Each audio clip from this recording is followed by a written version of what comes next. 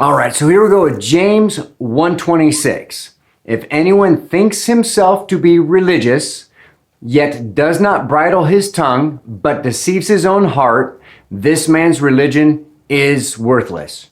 So let's break this down. So if anyone thinks himself to be religious, this thinks himself, that's obviously first person there, but you can also make it third person-ish. I'm not an English major, so I'm not quite sure, but I'm pretty sure here. So if anyone looks to be religious, or if anyone seems to be religious, or thinks himself to be religious, so we can go that way as well. And this religious, that's an adjective that describes how the person is. Are they walking and talking the word of God? Are they a God-fearer? Is what's going on in their minds, or it's what we think we see if they look that way.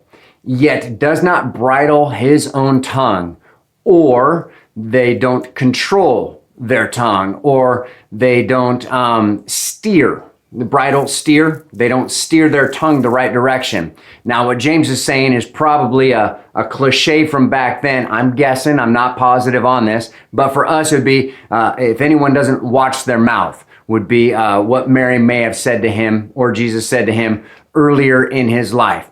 Now, James has a lot more to say about the words that come out of our mouth in chapter 3, so we'll delve more deeply into that a little bit later.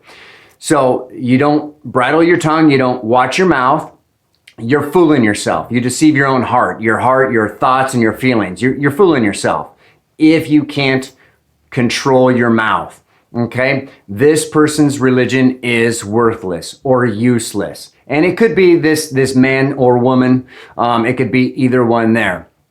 So religion here, it's how you worship.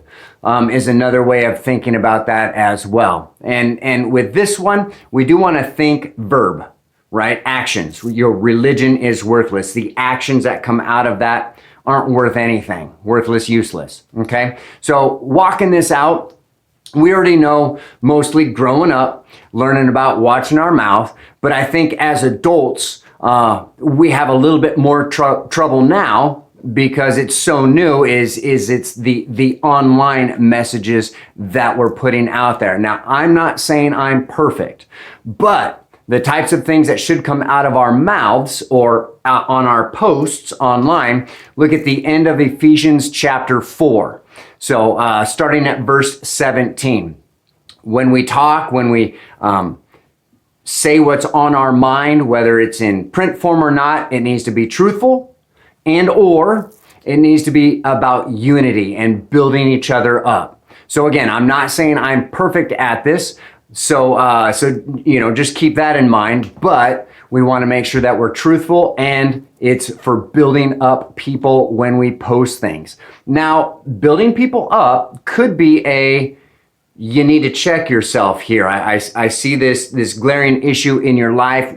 Okay, so we're building them up. We're helping them work on their issues. I mean, and think football team, or think any team you want. If you got a player on the team and they struggle with tackling, it's all right to say, dude, your tackling is in need of some repair, so let's help you out with that. So the other issue with this building people up and truth is online. It is becoming exceptionally difficult to dig at the truth because of the censorship and the silencing that's going on online. The other issue we have with the online "this is truth" thing is it's really hard to get tone. The person's tone of voice. Are they being silly with it, or are they being serious? So this is where meeting face to face really comes into play as far as hitting that truthfulness piece. So, but the biggest thing is watch your mouth, watch your posts, double check yourself, reread that post, and just check. Is this for truth, or is it for building up? If not, take a second look, maybe pray about it, and see if that's really the direction you want to go. And then again, for getting at the truth, face-to-face conversations are the best. I highly encourage getting around, being neighborly with the people around you, and the fellow Christians around you as well.